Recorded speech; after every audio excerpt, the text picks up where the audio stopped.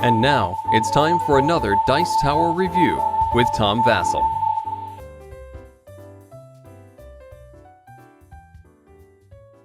I didn't used to be a huge fan of abstract strategy games, but I'm beginning to enjoy them more, but I still like it when they follow the rule, keep it simple, and allow the strategy to become complex, not the rules of the game. And in that sense, Kamisado really works well because it's a very, very simple game on how to learn how to play it, and you can add a few more rules that add some slight complexity, but for the most part, the game's very simple, and yet the strategy is superb. Let's look at this board. Here's the board, which some people are going to say is garish and gaudy, and you can see that the pieces themselves are very large if you look at it in comparison to my hand, made out of plastic. Now, the top of the piece, if we can look closely here, is a dragon that's nestled down on top of this castle. Now, that's pretty neat, for the purposes of the game itself. We got the gold dragons against the black dragons. However, just as a word, maybe these should be painted, because if you look at it, it doesn't necessarily look like a dragon. You can use your imagination to what kids that I played with called it.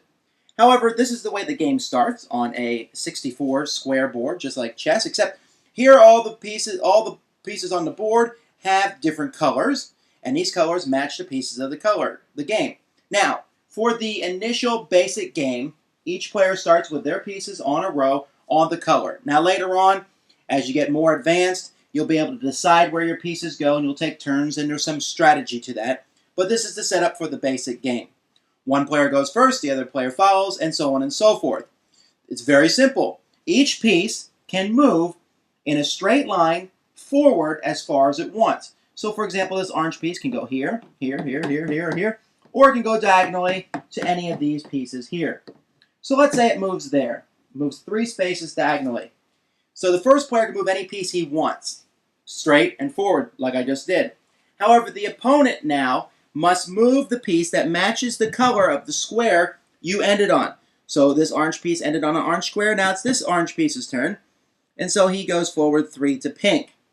So now this player must move the pink piece. They move 3 over here to pink. This pink moves all the way up to blue, so now it's time to move the blue. The blue moves up to the red. The red moves up to the pink. The pink goes forward to the purple. The purple piece comes up to the yellow. The yellow piece goes to the orange. The orange piece over here slides to the brown. The brown goes all the way forward into the end row, which gives the game to the black, because basically you win when you get a piece into the end row of your opponent. Now, that was not a good game by any means.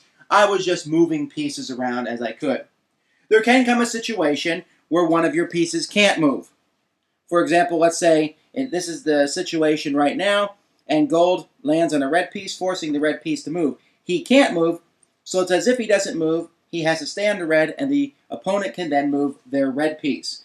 And by using this, what you're trying to do is you're trying to force your opponent to move onto a square, which allows you then to move a piece into the victory zone. And there's a lot of strategies. Games take about 15 to 20 moves, and depending on how long it takes you to decide what to do will determine the length of the game. This is the basic game. Here we see what makes the game a more advanced game. What I just explained was the basic game. Here are the rings that are included to make the game more advanced, and you can play a match. See, what we just played is the first person to get a piece in their opponent's row is the winner. Here now, you'll play till 3 points. Let's say the orange piece here makes it to the opponent's row. At that point, you'll place one of these rings on the orange piece so that it settles on him like this. This orange piece is now a sumo. He has just scored you 1 point. You're trying to get 3 points to win the game, so if you get 3 sumos, you'll win the game. However, a couple things about the sumo. First of all, if the sumo makes it to the opponent's end line, it will have a second ring placed on it, which is worth 2 points. And it now wins the game for you because 1 plus 2 is 3 and you've just won. So they have to be especially careful of a sumo piece.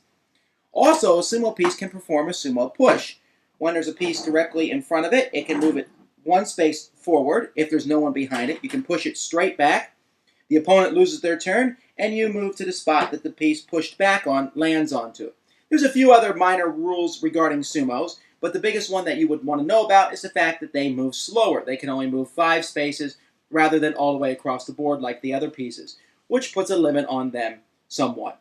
And that's basically the match game to 3 points. You can even go farther than that and try to get more points, go up to 7 points, and basically you then allow these double sumos, which can push regular sumos around and other pieces around, and if they land on the opponent's board, then they get the final crowning piece put on them, which is worth even more points. And then you can play a match that gets even more points than that. Now, the whole piece with all the rings on looks pretty cool. It's a bit gaudy. I will say that even though the top piece is very distinguishable, the other two pieces are kind of a pain to differentiate between when you're trying to figure out which piece goes on the third level and which one goes on the second. But it does stretch the game out and makes it more strategic as these pieces get larger and stronger. For example, this piece right here is the biggest sumo of them all, but he can only move one space. But when you're playing a massive match, even though he can only move one space, if he does make it to the end of the opponent's line, you automatically win. Although I imagine that's not going to happen very often, just because he's so slow. So, yes, the board is gaudy. Yes, the pieces are large, and the dragons look like things you might find in your front lawn. But overall, it's very simple and very easy to play. There's one more thing I'd like to note, and that is the rulebook itself.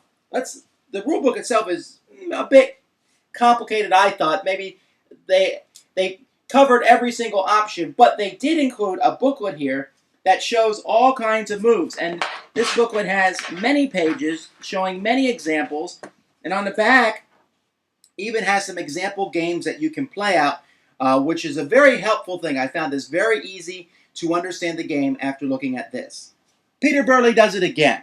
He designed the last game I played of his, Take It to the Limit, was a game about putting number tiles on the board, and I didn't think that sounded interesting, but it was. This game, I looked at the board, thought, I don't know, but you know what? It was a really excellent game. The idea of moving it across the board is very simple. There's no luck involved in this game, and it's very strategic. It's going to appeal to people who like chess, and I like the idea of moving the pieces and forcing your opponent to move somewhere that will benefit you. This has a very high chance of moving into my top 10 abstract games. Looks good. I like the bright colors. I like the simplicity of what you can do. And if you want to make it more complex, you can. Although I'm pretty happy with the 3-point game, which to me takes about half an hour, maybe 45 minutes, and is a very quick, enjoyable game between two players. Easy to teach. Of course, if one player has a lot of experience, they're going to demolish the other player. I'm fairly certain if I played Peter Burley or someone else who was good at the game, that I would just be wiped out. But at the same time, I don't really mind that. It's a game I think that I can interest people who are chess fanatics to play or like other strategy abstract games. So, an excellent game. Kamisado, I highly recommend it. Thanks for joining us today. For more written, audio, and video reviews, as well as the #1 board game podcast, check out the website at www.thedicetower.com. Until then, this is Eric Summerer, and you've been watching The Dice Tower.